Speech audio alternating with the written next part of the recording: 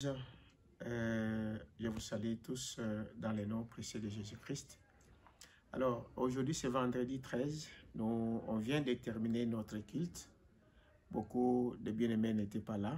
Mais je voulais simplement rassurer le bien-aimé que vraiment que la paix soit dans vos foyers, dans vos maisons et partout où vous vous trouvez.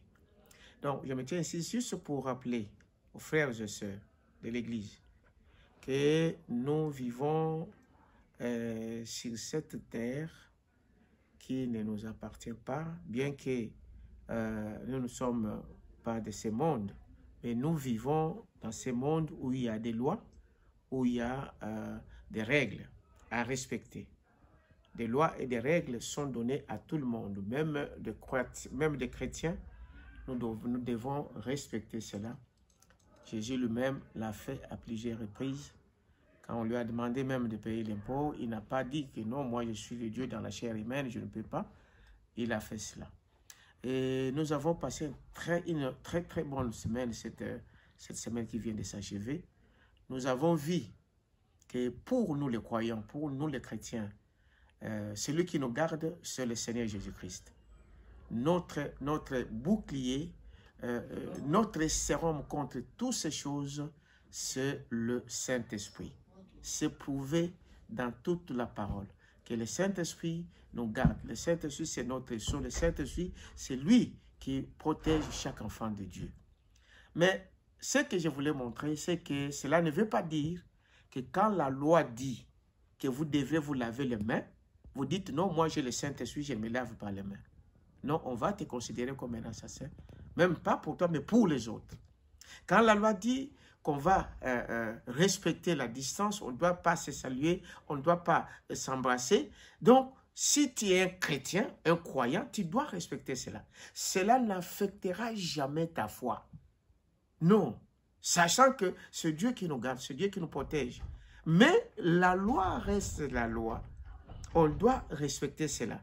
On nous a interdit de se réunir donc jusqu'au 3 avril. Donc, ici, dans Agapao, nous avons pris la décision de respecter cette loi-là. Donc, à partir de dimanche ici, nous ne serons pas ici, mais demain, par la grâce de Dieu, nous allons vous envoyer, donc vous donner des instructions. Soyez branchés. Ceux qui ne sont pas abonnés sur notre chaîne YouTube, abonnez-vous pour que nous vous donnions des instructions. On va vous montrer comment la semaine va passer, comment le dimanche on va le passer. 3 semaines, ce n'est pas beaucoup. C'est dans cette période qu'on peut savoir les vrais, je dis les vrais chrétiens.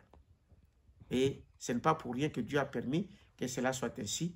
C'est pour notre bien, nous préparer encore plus, se lever la nuit, prier, prier pour les autres, prier pour l'église, prier pour votre pasteur, prier pour vos frères et sœurs. Et c'est cela notre force. Voilà ce que je voulais vous tenir informé ce soir. Donc, pour ceux qui n'étaient pas là au culte aujourd'hui, faites-les. Demain, donc dimanche, il n'y aura pas culte, mais demain, j'ai réunion avec tout mon conseil pour que nous vous donnions des instructions claires par rapport aux 3 jours qui vont être. Et puis, pour notre événement du 28, j'allais oublier, donc ceci, nous les remettons dans une date ultérieure jusqu'à ce que nous allons avoir toutes les précisions et nous vous le dirons. Donc, c'est un message à faire passer. Nous avons invité beaucoup de frères et sœurs et je crois qu'ils seront au courant. On essaiera d'écrire pour les autres qui ne sont peut-être pas de notre pays, mais vous serez au courant du programme. Voilà ce que je voulais. Que Dieu vous bénisse. Shalom.